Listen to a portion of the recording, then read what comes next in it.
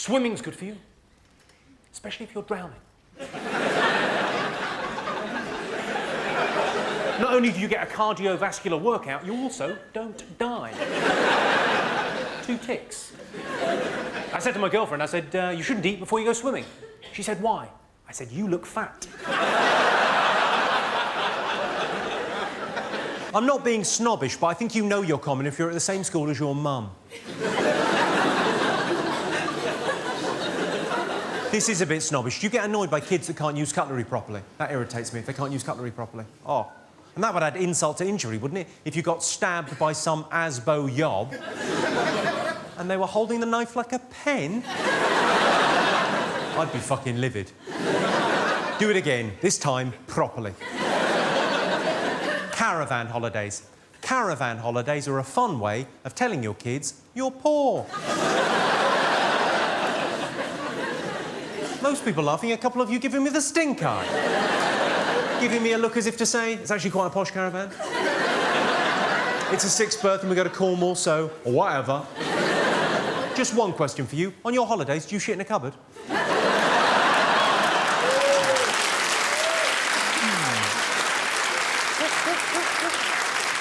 You just about cracked a smile, but it really took some effort.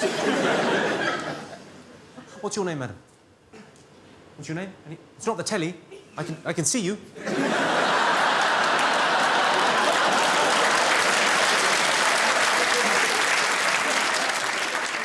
What's your name?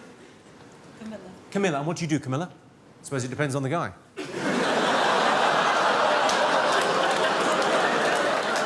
I'm only messing about. Just you look all dressed up for this sort of show, this kind of filth. Maybe he told you, well, we're going to go and see a theatre show in the West End of London. You went, fucking brilliant. You probably didn't even say fucking. You probably went, marvellous.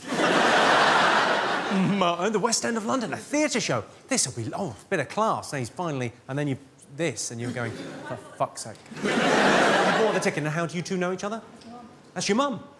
Well, you don't even look like, you look as if you could be sisters. You don't look young, she looks fucking old. Let yourself go. I can't help myself. It's some sort of trap. I love the fact you've just turned around to go, does she? What have you done to yourself there? You've got a little thing on your... I told you. What did you do? He's got a little bandage on his face there. What have you done? I had a growth cut out. You had a growth cut off your face? Oh, sexy. Wow. It'll look better after. No, I like the little thing. It's very, very macho. You could make up a better story than that, I feel. There's got to be a better story than I had a growth. I had a black eye a while back. I had a black eye because I was playing tennis. I got a tennis ball in the face, so I got a black eye. Obviously, that's a shit story. So what I said to people initially was, you should see the other bloke. Fun for about half an hour. Then I hit upon this. People said, what happened to your eye? I go, you should see my wife.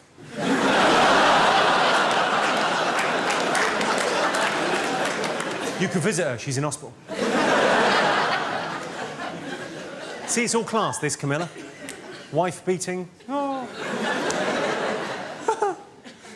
Good. Well, we'll check in with you from time to time, check you're happy. Good. Whenever I'm cooking, I always make sure there are vegetarian options. They can make do, or they can fuck off.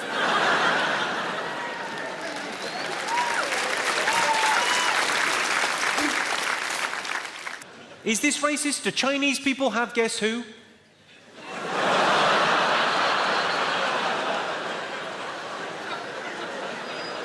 I tried that joke for the first time in a tiny little 50-seater theatre above a pub, and there was a Chinese lady front and centre, and she laughed enough that she sort of bent forward, and it looked like I'd gone, no. It's freaky. Genuinely weird. I like to think of myself as an equal opportunities offender. I like to think I offend everyone and therefore no one, because it's kind of a blanket bombing approach to offence.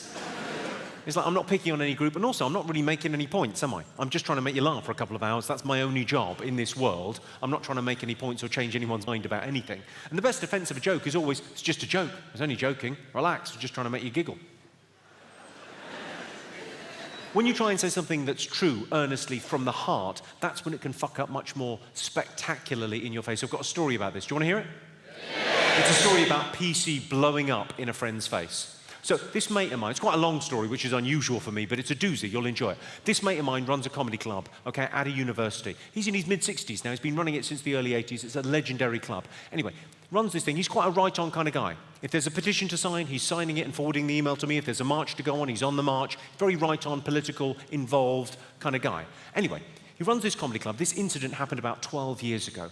He decided to put on a night of American stand-up comedy. There happened to be 3 American stand-ups in London the same weekend, okay? So he decided, well, instead of just booking one of them, I'll book all 3 of them. We'll make it like a themed evening, like the 4th of July. We'll get hot dogs and Budweiser and what have you. It'll be fun. So everyone comes to the evening. There's like 300 people in the club, and he's all excited about it. The first act goes up on stage. He's a black American stand-up out of New York City, and he does what I would refer to as an Uncle Tom routine.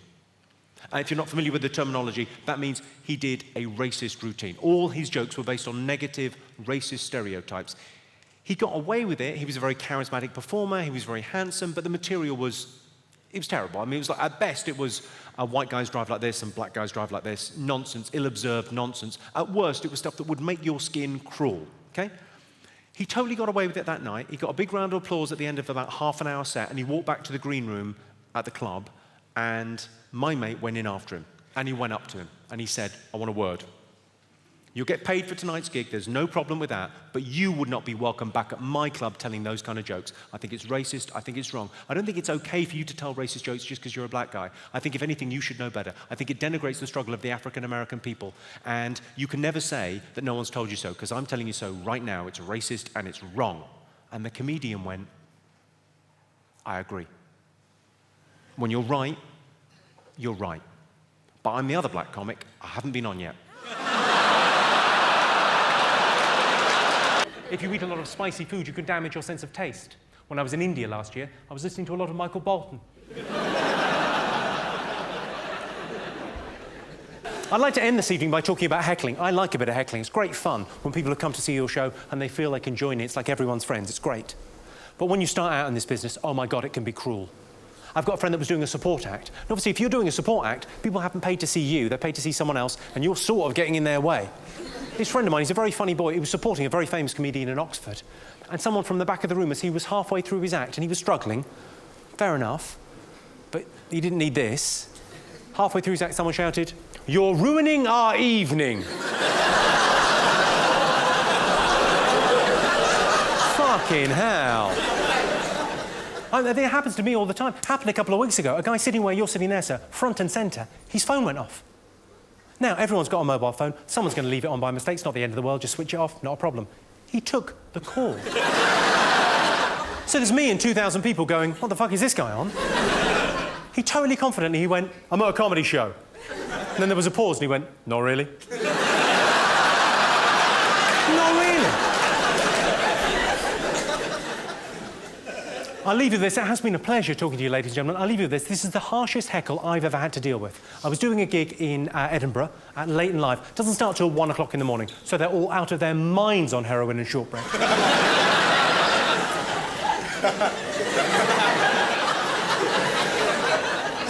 Okay, so it's a late night gig. Everyone's drunk and high and out of their minds. And it's all going quite well. I'm about 10 minutes into the gig.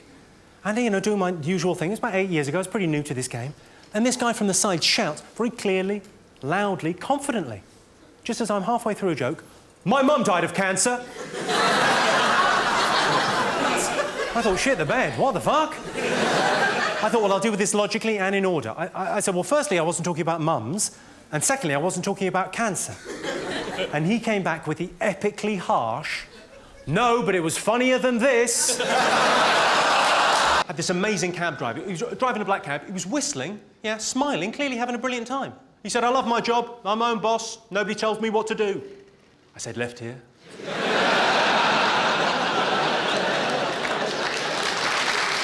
I got into an argument with my girlfriend. She said, "You treat this house like a hotel." I said, "I have never snorted cocaine off a hooker's tits in this house."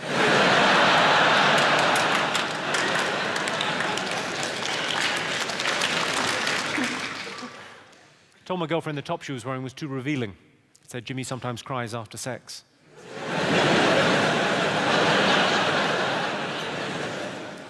We got into a row. You'll be familiar with this. If you're in a long-term relationship, this is the kind of scenario for a row that I think happens a lot. We got into a fight on the way back from a party. So we went to this amazing party. It's about 2:30 in the morning. We're driving home. So I'm driving. I haven't had anything to drink, stone cold sober, driving. She's had quite a lot to drink. I mean, in terms of units of alcohol, she's had an awful lot to drink. But she's not drunk. And I know she's not drunk. I know she isn't drunk because she told me she wasn't drunk 400 fucking times. You know, like sober people don't. Anyway, the worst thing about this argument, I didn't even say anything. Someone else said something, and she was talking about that, and I just agreed with the fact that the other person said. And it was a fact. It wasn't a point for debate. It was a fact. So I was driving along, right? She's talking a lot. I'm listening a little. Okay, my bad. But she's telling me about the evening in real time. And I was there for most of it, so I don't need to be hearing this. A lot of the stories involve me. Right, so we're driving along, she tells me the story, and she got to the point, she said, this mutual friend of ours, this girl that we both know, she said, that girl said my dress was short. I went, yeah, it is. You're taking her side? Why don't you go back to the party? Why don't you drive her home? It was short. I mean, it was a really short, it was what I would call a greyhound. You call it a greyhound? It was just an inch away from the hair.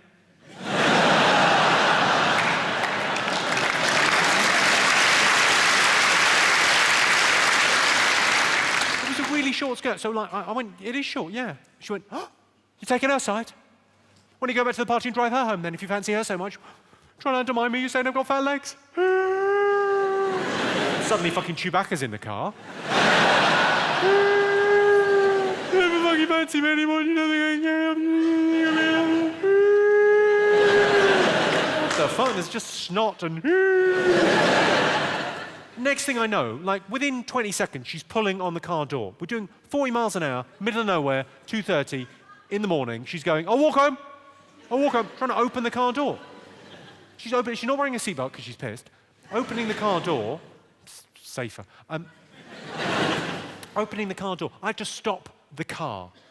Because it's dangerous, right? So as soon as I stop the car, she fucks off out, immediately. Teetering on heels up the road. No coat, no money, no keys, no idea where she's fucking going. I'll walk home, you don't even fucking care, I'll fucking walk home.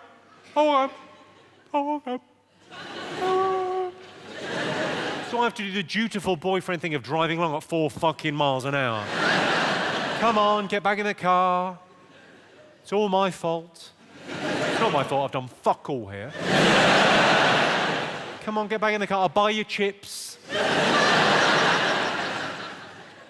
Please just get back in the car. Anyway, long story short, I got arrested for curb crawling. I don't know about you, but I think the best thing about a big, passionate argument is tumbling into bed together afterwards and lying in cold, grim silence until dawn. Are you asleep? I can't sleep. I'm too full of hate. Do you get this? Do you get the super patronising warning from the waiter about the hot plate? Do you get that when you go out for a meal? Yeah. It arrives and the waiter goes, be careful, the plates are very hot. You think, yeah, I'm a grown-up, I think I can operate a plate. Also, I can't help but notice, Mr. patronising waiter, you just put it down with your hand. But it's too hot for my little fingers. I'll tell you what, Mr. patronising waiter, should we see if it's hot? Shall we? Ah! It's really hot. I don't want to be a dick, but you should have said. My own mum thought I was gay. When I was 19, my mum was convinced I was gay. It's very difficult to convince your mum you're not gay. Until we got a camcorder, I was fucked. But I'm what's referred to as a gay-friendly act. You know? I'm a gay-friendly act. I was asked last November to judge Mr. Gay UK. I said it would be my pleasure. He's against nature and against God, and he's going to hell.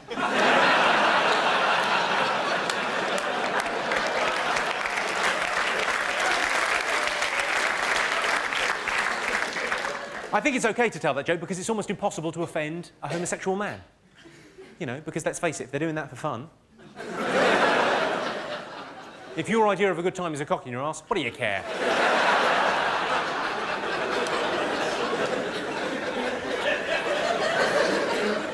We've all thought about gay sex, though, haven't we? You've thought about gay sex, haven't you, sir? No. You haven't thought about gay sex. You just leapt in there and fucked him. Well, I admire your honesty, sir, and your bravery. I thought about gay sex. I thought, oh, my cock could get covered in poo.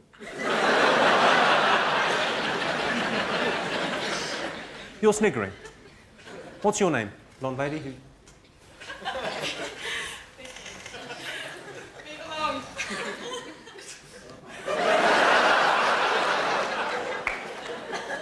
Move along? What are you saying, Vicky? Dance for me, monkey boy? Is he your fella? Well, what do you mean? He's either your fella or he isn't. Is he your fella? Yeah. Sorry, she's saying yes, and you're saying no, and you're just you've gone really red and you look really embarrassed. They're fuck buddies.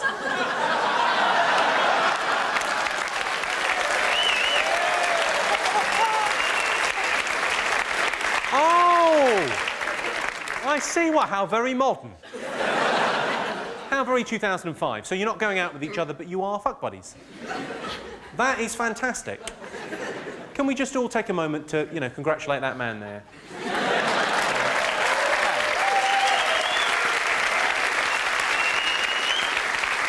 A lot of work has gone into that.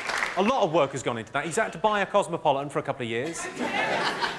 Sorry? My parents are going to watch this. And they'll know that you're a dirty little hussy.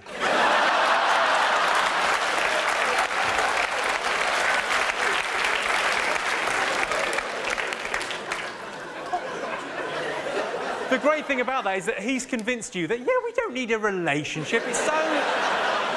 It's so old-fashioned. I should be able to sleep with whoever I want to sleep with. And so should you, as long as it's just me. When I say... There must be something else going on. Yeah, there'll be a lot of jokes. It's not every day I get to talk to a slag. Come on. Now... I don't know where the mark is until I overstep it. That's my... You just did. That is juvenile.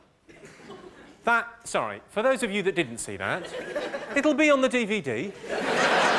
Available at all good car boots.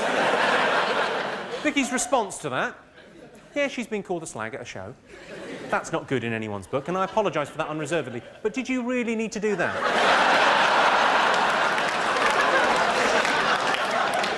God bless you. I do a lot of gigs for people less fortunate than me.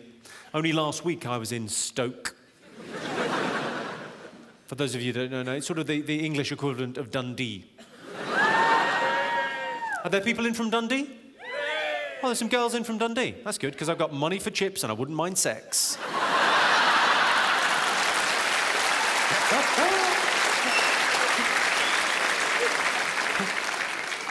I like the fact the girls from Dundee applauded that.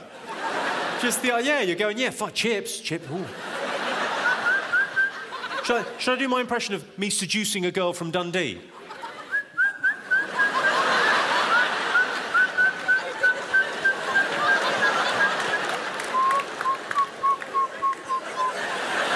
So that's all you need.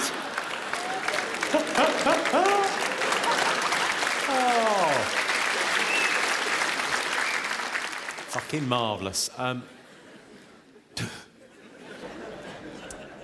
Right, what should we do here? Well, very much your decision. I wrote a letter to Stephen Hawking. Would you like to hear it? Fine.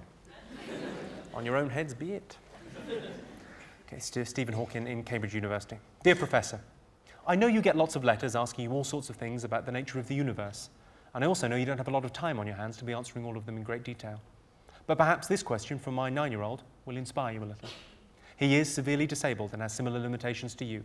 But equally, he has a great spirit and refuses to give in on a world all too ready to dismiss him as a four-eyed, monotonal, voice-box, wheelchair-bound freak.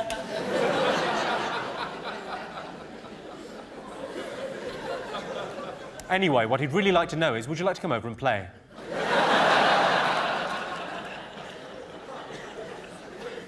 Now, obviously, when you send a letter like that, you're not expecting a reply. You're certainly not expecting a phone call. But that's what I got.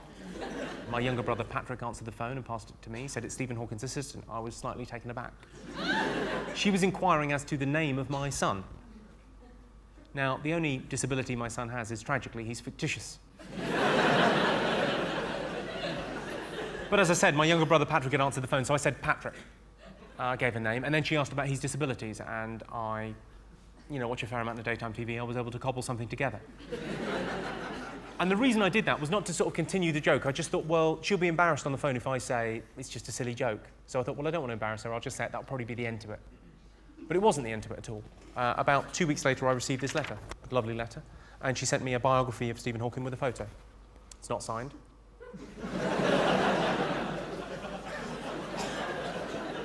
And then about a week after that, I got this letter from Stephen Hawking himself. It's absolutely genuine. I'll read it to you now. Dear Patrick, my assistant, Karen, has sent me a letter from your father who tells me that you've invited me to come over and play. It's very kind of you to send me the invitation, but unfortunately I'm teaching at Caltech in Pasadena until the 1st of May. So I can't take you up on your offer. Even though I am 60, I think it's never too late to play. One of my birthday treats was to go for a balloon ride, and that was really exciting. If you're interested, contact Ian Bentley at Innovative Ballooning. There's the contact details and phone numbers. I did contact him, and he'd bought us a balloon ride.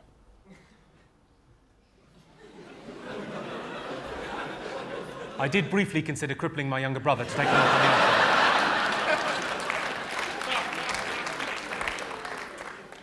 The reason I sort of share that with you, ladies and gentlemen, is because, it's all a bit clever, sending people, letters and kind of running away.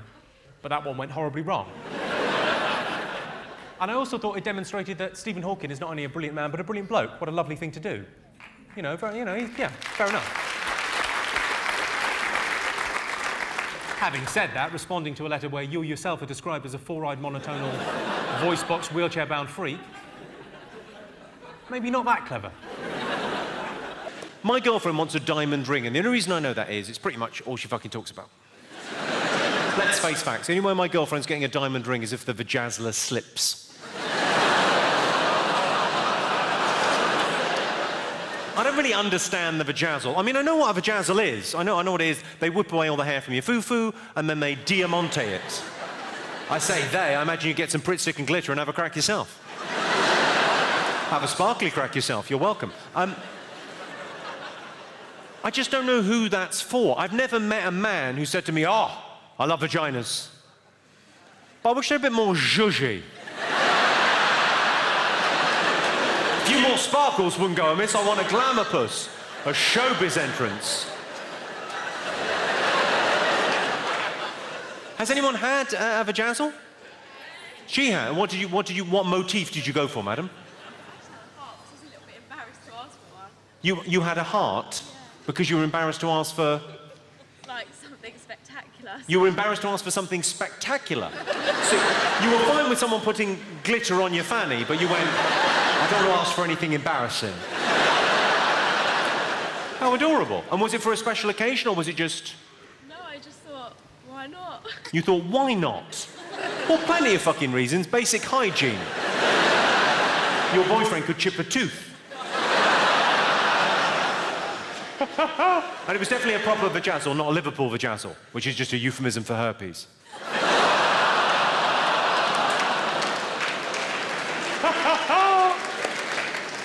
Has anyone else come across a vajazzle? He has. Not hers, I hope. Go on, what did they have? Can't remember. It was my stag do in my... You can't remember? It was your stag do.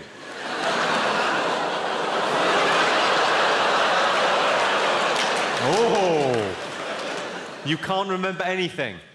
Sounds like a Liverpool vajazzle to me. No, love, I don't know what happened. It's just really itchy. Fucking hell. Obviously, I could never get a vajazzle because I don't have a vajayjay, but I would consider glitter balls. For a special occasion. Most people that get cosmetic surgery are disappointed with the results, but they look pleasantly surprised. You ever got mixed up between car booting and dogging? It's embarrassing, isn't it? I paid 50p to fuck a guy's wife. Dogging, or pay and display, as I like to call it. Or park and ride. Make-up sex is amazing after you've had an argument, but inappropriate if you've had a fight with the traffic warden. Women get annoyed when men use the last of the toilet paper. Do you get annoyed at that, ladies? Yeah. So what I've done is I've stopped wiping my arse. And still she's upset. And women, in fact, use twice as much toilet paper as men, which is fair enough. They've got double the number of bottoms. I quite like that as a term for a woman or a lady. I like the term double bum. Have you met my double bum? No, 2 bums, yes. One at the back, as is traditional. Another little fella around the front. Little fella's maybe the wrong term to use, but I'll use it in a sentence. I was on holiday with my double bum. We were in Thailand. We were having a little bit of lunch in a cafe on the beach. She said, I'm just going to go for a pee. I'll be back in a minute. She was back almost immediately. She said I couldn't go. It was disgusting. My question is simple. Has that ever happened to a man in the history of the world? Ever? Let's face it, fellas, if we're going for a piss, it is going to happen. The gents could be a pile of rotting corpses yay high. The worst you're going to get from a bloke is you want to breathe through your mouth in there.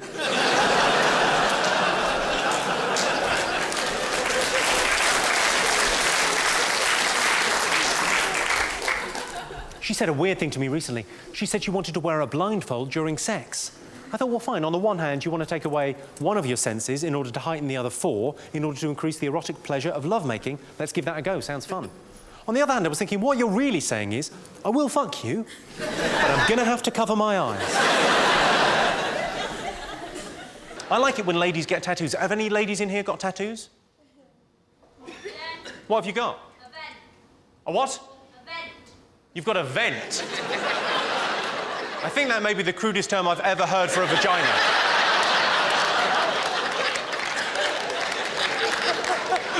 I've got a vent. Well, if you're particularly gassy, I suppose. Whereabouts is this vent? On my arm. On your arm, you've got a vent. You have, by all accounts, got some sort of vent. Fucking go, girl. Nothing says feminine like air conditioning equipment. Nothing says I'm hot like I need a fucking vent. That's how hot I fucking am.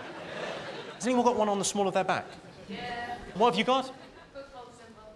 A football symbol. Yeah. Would you like to see it? What, sorry? Would you like to see it? Yes, I would. Let's have a look. A football symbol. What is it? Gaelic football. It's Gaelic football. Yeah. Irish football. Right, no, I know what Gaelic football is. How come you've got that there? Did you do the whole team and you got a bonus? Is that, I don't know. It's always struck me, it's a lovely place to get a tattoo because it's discreet. When you ask a lot of ladies why they get a tattoo, they say, I got one there because it's just for me and my partner. Or partners. But my question is, if he's looking at that, he's already having a good time. The last thing he needs is more visual stimulus. What you've basically got on your lower back is a target. Having said that, I really like tattoos there, so I'm trying to convince my girlfriend to get one. I want her to either get, if you can read this, you're fucking me. Or, now wash your hands. I'd like to get a tattoo. I'm thinking about getting one just there, just across there, just above the Speedos, just above the banana hammock. Saying, caution, choking hazard. Ages 16 and up. May contain nuts.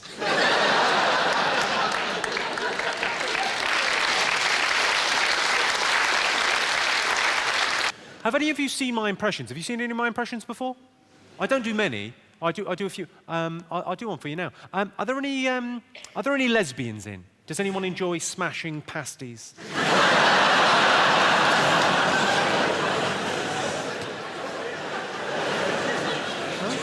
Are there any lesbians? There must be some lesbians, surely. What, is there a pool tournament on? Well, where are the lesbians? You up there somewhere? Oh, there's some lesbians up there. Are there lesbians over here? Hello, girls. How are you? You all right? Very nice to have you in. The impression that I do, it's more a piece of physical theatre than an impression per se. But it's the... hang on, the cameraman's coming to get the lesbians. It's more a piece of physical theatre than an impression, but it's actually, it's the breakup of a same-sex relationship between two women. And I think it captures the emotional turmoil and the anguish when love breaks down. When you still love that person, but you're no longer in love with that person, and you've got to go your separate ways. Would you like me to perform it for you now? Okay. Just give me a second here.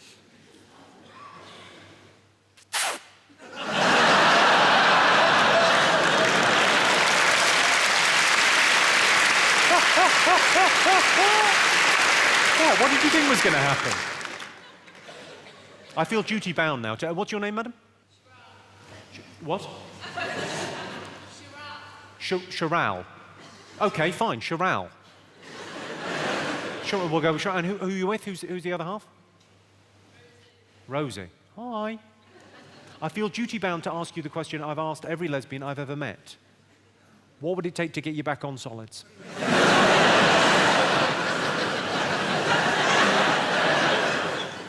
Oh, I got a maybe, yes. I'm 2 Bacardi Breezes away. Come on. I saw a thing on the cover of Elle magazine. You're all familiar with Elle magazine for the ladies. It said on the cover, what to buy and how to wear it. Buy a dress and zip it up, you fucking moron. What kind of idiots are reading Elle magazine? Who's standing in a newsagent naked thinking, help? A lot of women worry about one breast being smaller than the other. But focus on the positive. One of them is bigger.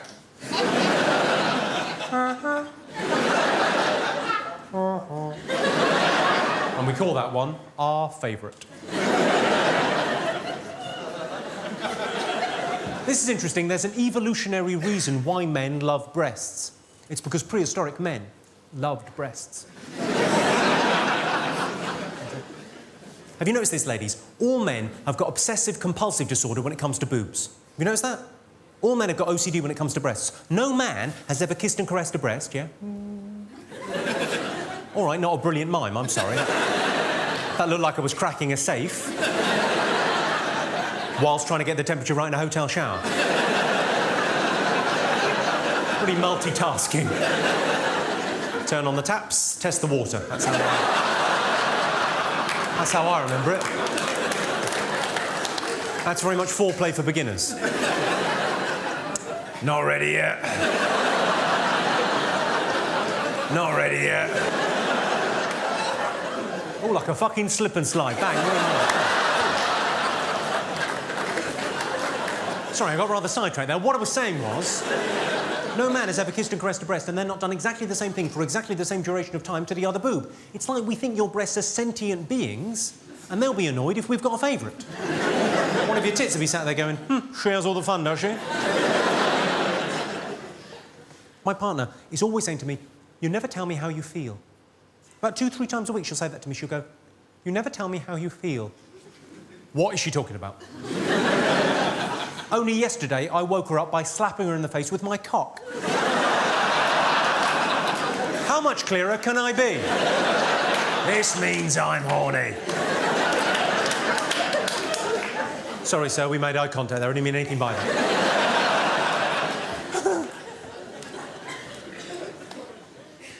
Are you all drinking this evening, ladies and gentlemen? Are you drinking?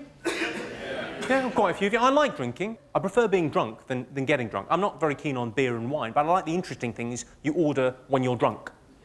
The drinks that no one ever orders sober. Aftershock is a prime example. You know that weird pink fluid?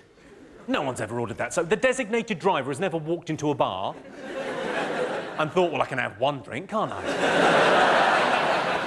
They've got beer, they've got wine, they've got spirits. No. I'll have a pipette of Aftershock, please. It's the same with the Flaming Zambuca. No one's ever ordered one of those sober. You have? You've ordered a Flaming Zambuca sober? It's not a drink. It's your drink.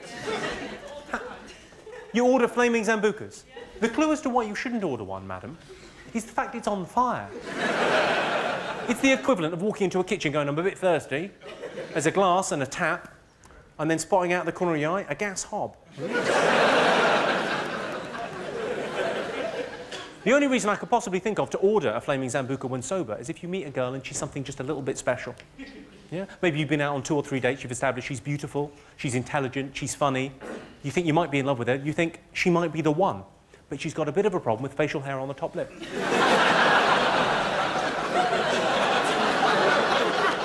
That can be an awkward thing to bring up.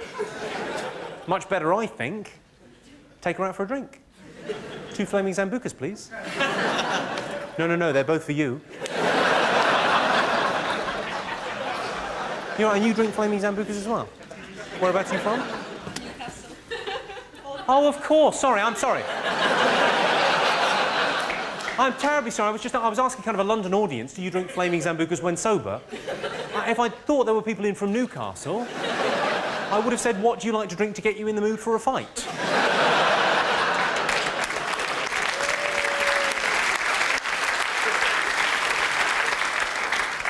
So what, are you down here on the Rob, or what are you up to? So we sent you an email saying if you wanted to go out for drinks in Newcastle, we'd show you the better sites. The best sites in Newcastle? I imagine the one where you go... Oh. The best.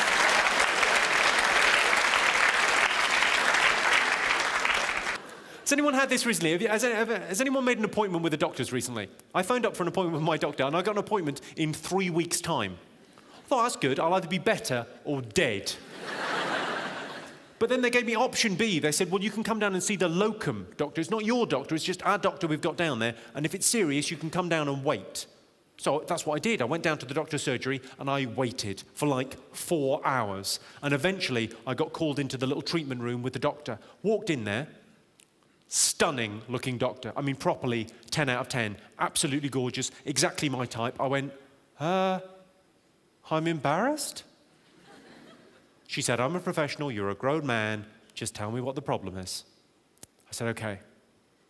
I think my cock tastes funny.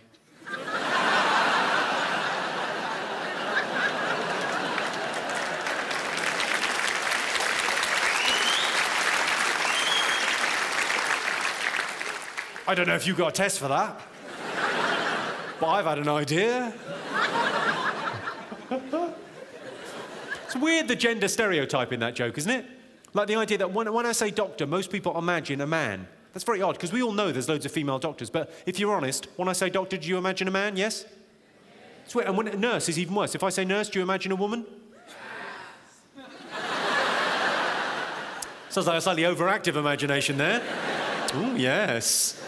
I mean like a proper nurse, not like a stripper in a pub. When I say nurse, do you imagine a woman? Yes? But we all know there's loads of male nurses. Although it's not pronounced male, you don't call them male nurses. It's actually pronounced male nurses.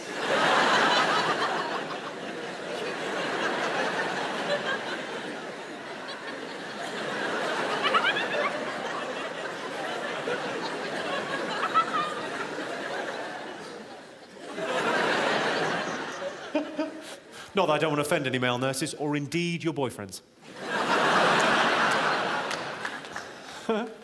Just nod that one in. Good. Now, I don't know if anyone's seen any of the other TV shows that I made. I make a show called Distraction at the moment. Has anyone seen that? Yeah. Oh, just about everyone. And one person liked it. Well, that's good. If I can entertain just one man, I'll have been shit. The Distractions is quite good. It's Channel 4's replacement to Sex in the City. Just imagine the city is Dundee and the sex is anal. You get the idea. I do another show called Your Face or Mine. Has everyone seen that? Yeah. It's quite good fun, I think. It's a fun show. It's as shallow as a Tinker's Bar. I mean, no offence, I didn't mean to... But, you know, it's quite a fun show. It's basically about couples. It's about looks in relationships. Who here thinks looks are important in a relationship? Yeah. Oh, quite a few of you being honest this evening. I sort of sit on the fence on that one. Are looks important in a relationship? Well, I mean, you don't look at the fireplace when you're poking the fire, do you? But you do when it's sucking you off, so...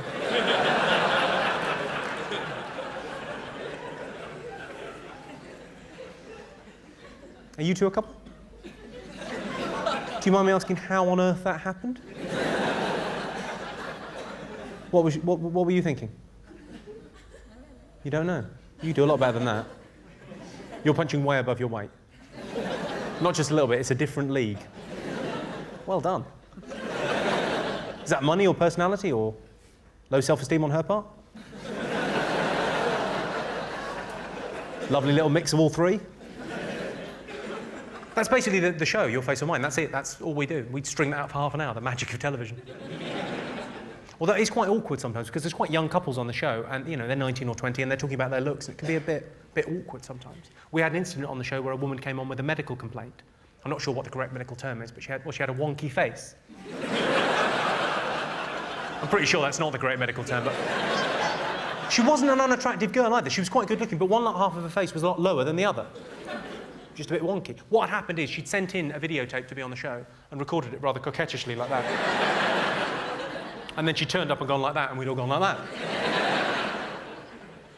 And obviously the producer said, well, this is, it's quite a serious thing. This is a show about looks, and she's got a wonky face. We've got to at least address it for the audience. I thought, what am I going to say? What's with the wonky face, love? I didn't say that. I said, could you tell me about your face? And luckily, she played along. She said, yes, there's a story behind this. When I was 11, I had a skiing accident. I was skiing down the side of a hill, and I skied into the side of a chalet. And I broke my leg and my arm and my jawbone and my cheekbone and my eye socket, and I had to be airlifted to hospital. And I said, at least you got to go in a helicopter. Her face fell. Sadly, it didn't even up. That would have been rather miraculous. A friend of mine, quite recently, a couple of months ago, got proper, old-school flashed. Guy in a Mac, at dusk, in a park, one of those. Sorry, I've added that. I don't know if he did that. You would, though, wouldn't you? You'd give it a bit of cock slap. You'd probably treat her to the windmill, wouldn't you? Who are you in? Anyway, she got proper old-school flashed, and she shouted, rape. I thought, don't give him ideas.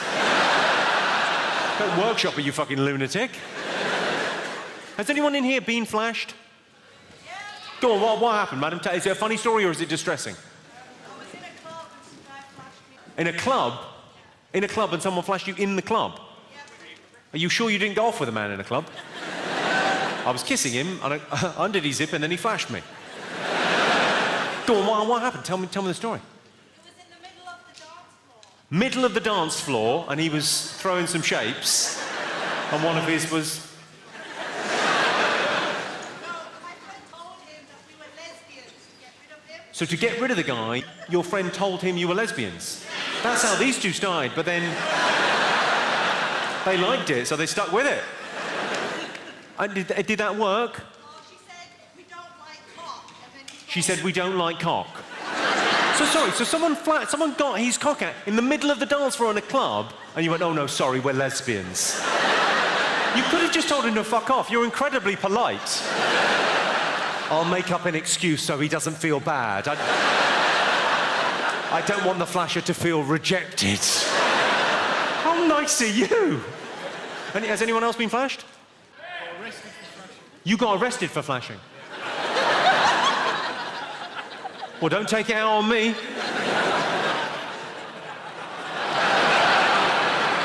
What do you mean you got arrested for flashing? Well, I was going for a piss. You were going for a piss? This sounds like bullshit to me. You were going for a piss. Where were you going for a piss? Set the scene for us. I've never met anyone that's flashed. Go on. It's going for a piss in a primary school. In a car park, okay. In a car park outside, you're going for a piss. Caught short, late at night, fine, okay. Yeah, and I needed a piss, so I went up against a tree. You went up against a tree. Yeah. Turned out it wasn't a tree, it was a fat girl.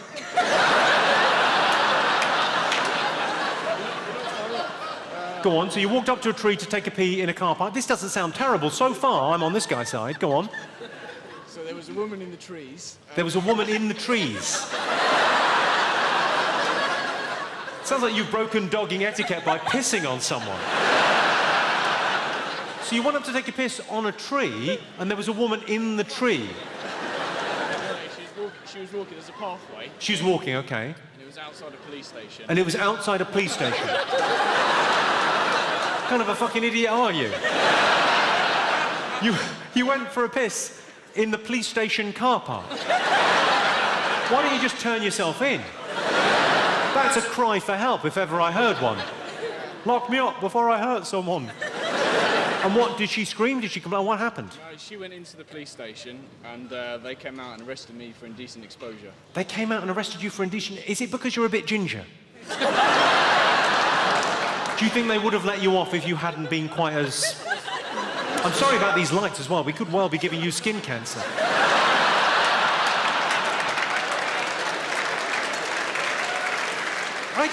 I think I'm on your side there. If you're taking a piss, that's not indecent exposure, is it? What do you think? Are we on this guy's side? Yeah. There's one man, no. Stop pissing outside, you crazy fool. But because there was a woman in the other night with a story. She said, oh, I got flashed. And then she told me the story, and I wasn't sure. She said, I got flashed. I said, has anyone been flashed? She went, yeah, I got flashed in Disneyland. I said, I'm all ears. She said, I was in Disneyland, Florida. I was walking in past the hotels in Disneyland and into the park, and I looked up at one of the hotels, and a guy was opening his bedroom curtains, flashed me. I said, no, he didn't. You are a peeping Tom. You ever done this? Have you ever been driving along and you've hit a rabbit? The worst thing is the noise. That horrible, familiar sound of a hammer hitting a rabbit.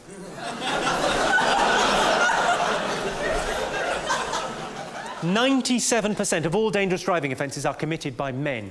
You know what that means? It means 3% are committed by bloody women drivers. You know who you are, you're a fucking menace. I don't think speed cameras are fair. Who's with me? Yeah. I can't see how they're fair. If I'm driving home from this gig at 12 midnight, yeah, and there's kids playing in the street, they've got bigger problems than me. Well, not anymore, they haven't, but let's say I'm driving home from this gig, 12 midnight, let's say I'm doing 40 in a 30 zone, I get flashed by one of those cameras. How is it fair that my girlfriend gets 3 points on her licence? That doesn't seem fair to me. She's already got 12 points. She's going to have to go to jail. Have you all seen that incredibly powerful commercial on television where the child morphs back to life, having been run over? Yeah. Incidentally, that's why you're not allowed to leave the scene of an accident. You missed the best bit.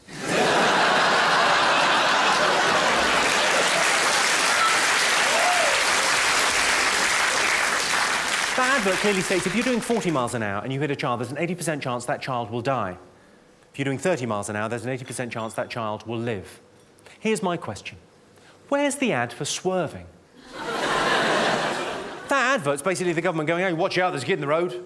Slow down, take the edge off. But it must learn its lesson. How old did you say you were, sir? 14. You're 14 years old. Right, and what's your name? Sam. Sam, right. Let's say I'm driving to you, Sam. Okay. At, I don't know, 40 miles an hour. And you run away at 10 miles an hour. It's an aggregate of 30, isn't it? Not only have you given yourself a chance of survival, you've also learnt a little something about maths. My favourite story of the last year concerned an Oxford student. He was walking home late one night and he sexually harassed a police horse. Not like that. That'd be my favourite story ever. But he was walking home late one night and he called the police horse gay. That was his crime. Now, if ever there was a victimless crime, that's it, calling a police horse gay. For a start, there's nothing the matter with being gay. Secondly, it's a horse. It can't understand. Thirdly, even if by some miracle it could understand, I think the horse would be OK with being called gay because I think a horse would be fairly sexually self-confident. I mean, for a start, it's hung like itself. But the policeman didn't let it go. No, he got off the horse, he arrested the young man, took him to the cells overnight. In the end, he was fined £70 through the courts for calling a police horse gay. I wish I'd been his lawyer. I would have got him off. Because in his defence, the horse was standing naked on all fours in the middle of the street.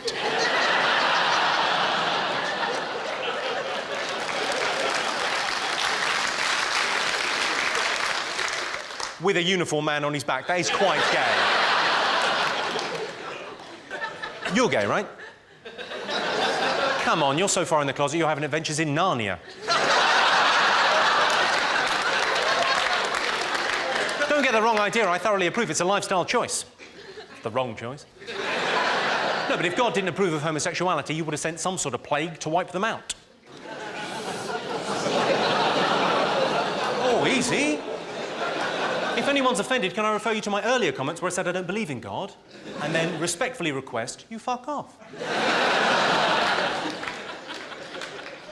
It's only a joke. Jokes are fine. Proper homophobia isn't fine. I don't like it when the tabloids are homophobic, because they're such an important part of our culture, the tabloids. When they get it wrong, it sends a very bad message. Do you remember last year when they outed a footballer? Which is a terrible thing to do anyway. They outed this footballer, and in the course of the article where they outed this guy as a homosexual, they described consensual oral sex between two adults, yeah? Two fellas sucking each other off.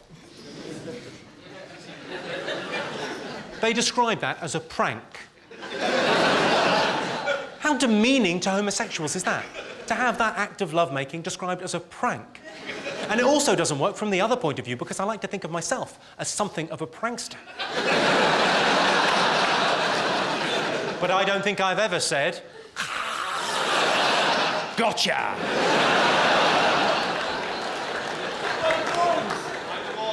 Don't forget the balls. Bless you. You really do care. Whereabouts are you from, sir? You're from New York. What are you doing over here? Do you mind me asking? You do something? You moved here for work? Yeah. What sort of work do you do? I mean, I'm not suggesting I need to see your papers, but... What are you bringing to the party? Finance, IT. Finance and IT? I can't really think what that is. Is that cash points?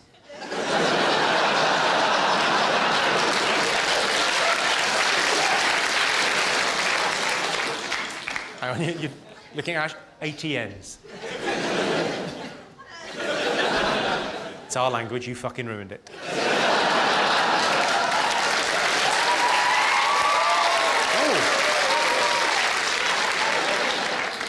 Yeah. Next time you have a fight with someone, stop getting us involved.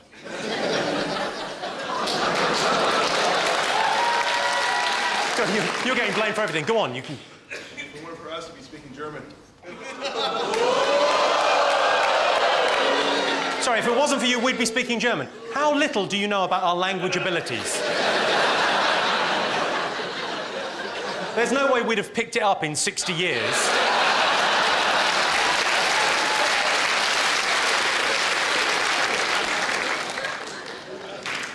It's very difficult to get dirty talk right. Have you noticed this? It's very difficult to get dirty talk right. Like in a long-term relationship, it's fine, because you know where your boundaries are, you know your partner. But on a one-night stand, fraught with danger. I've got a story concerning a friend of mine. He's quite good at pulling. We were all at a party together, and he pulled a girl that none of us knew. Ended up back at her place that night having sex. Well done him, high five. So he told us the story the next day. He said she started it. They were having sex. She said, talk dirty to me. Or more accurately, talk dirty to me. So from the Rolodex of filth in his head, he came forth with this. And this would be fine for many of the ladies here. Within the confines of the bedroom, within the boudoir, this would be an okay thing to say. With a long-term, loving, trusting partner. On a one-night stand, maybe not. He said, you love it, you slut. She said, I'm not a slut. And there was a very awkward moment. Awkward as moments can be when you've just insulted someone you're balls deep in. He apologized profusely, needless to say, and they moved on. I imagine there's a story there, madam. Well, you know how when you've got a phrase you're not meant to say, it's all you can think to say? It's on the tip of your tongue. So like 2 minutes later, right, my friend, he somehow lost track of what he wasn't meant to say, says it again. You love it, you slut. She said, I'm not a slut. And he got into an argument with her. He didn't mean to. It was like a reflex. When she said, I'm not a slut for the second time, he went, well, we have just met. She said, you don't know me. He said, well, that just proves my point. You going to McDonald's? You might go in there later on. You might need a poo. Have you noticed how underneath McDonald's it still says restaurant? Who's that for? Who doesn't know what McDonald's do? And also, restaurant. Is it a restaurant? Really? You guys are a couple, right? How long have you been together? A year and a bit. OK, so long-term relationship, a year and a bit, you've been together. How annoyed would you be, madam, on a scale between 1 and fucking very, if next Valentine's he said to you, yeah, I booked a restaurant, yeah. Yeah, I spoke to the maitre d'. Yeah. Ronald, I think his name was. He was either the maitre d' or a 5-star general, because he had the whole bit, aren't he? I've organised a table for 2 and he recommends the filet o fish. You'd fucking kill him, wouldn't you? And who doesn't know what McDonald's do at this stage? You'd have to have been living underground for 25 fucking years.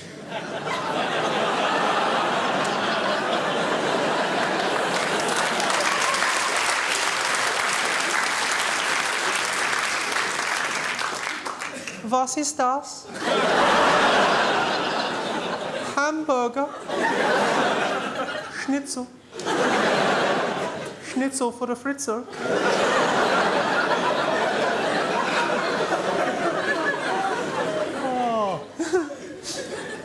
I got stopped outside of McDonald's. This guy said to me the other day, he said, this cheap food is only made possible by GM farming, cruelty to animals and the exploitation of workers in the third world.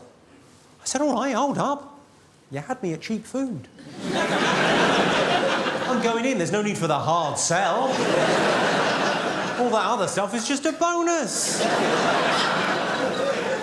I went on holiday recently, and they told me on holiday, in the hotel, that they had special stuff in the swimming pool that turns the water purple if you pee in the pool. So I didn't pee in the pool. I didn't realise they had stuff for shit. But they clearly did, because they were onto me almost immediately. I told them it was a brown shark. They were having none of it.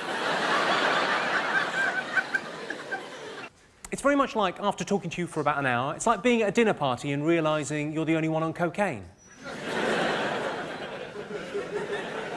You find yourself thinking, they're not a very chatty bunch. If it wasn't for me, this would be shit.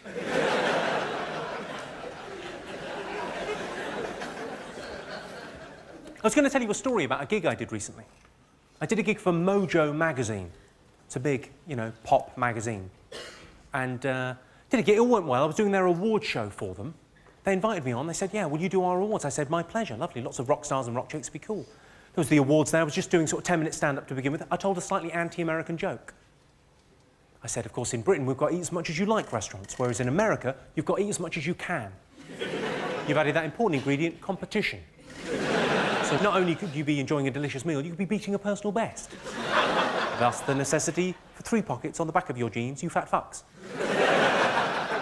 And a voice from the back of the room shouted, fuck off! I thought, I presume you're American, are you? He said, yes. I said, think of it as friendly fire.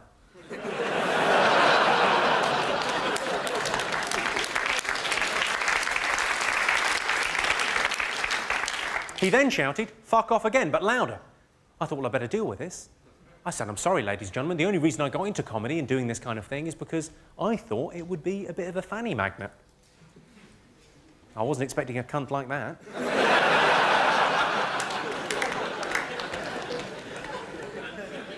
At which point, the editor of Mojo magazine, who was sitting just down here, got up and looked like he was going to come around and pull me off. Not like that. That was funny, well done. No, you go ahead.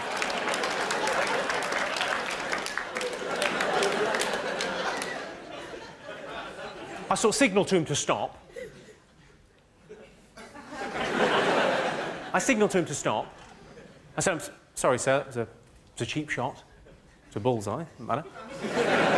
And I apologise unreservedly, sir. I did not mean to... Well, I mean, the thing was, the line got a laugh, but then there was an audible, ooh. I thought, well, who have I told to fuck off? It was a guy called Anthony Kiedis, who's the lead singer of the Red Hot Chili Peppers. And I'd noticed on the way in that he was on the cover of Mojo magazine, and I wasn't. I thought, this is a social faux pas of epic proportions.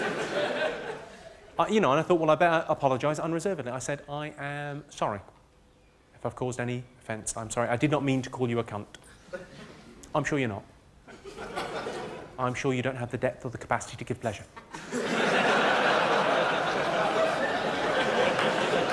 I'd say comfortably 4 minutes later, I was presenting him with a Lifetime Achievement Award.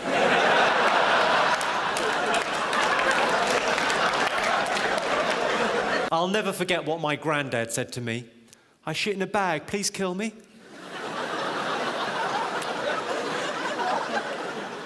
Whenever I'm in the changing rooms at the gym, I'm always embarrassed by the fact my penis is so much bigger than everyone else's.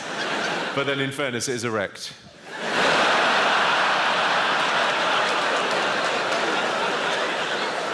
Hi, I'm Jimmy Carr, the guy you just saw in that video. Thanks for watching it, because somehow I get money from that. I don't know how. I don't know. Probably it filters through some sort of advert that you watched before you watched the video, maybe? Or maybe you subscribed. Anyway, thanks for watching it, and somehow that benefits me. And hopefully I'll see you at a live show at some point further down the sunny road. Good luck.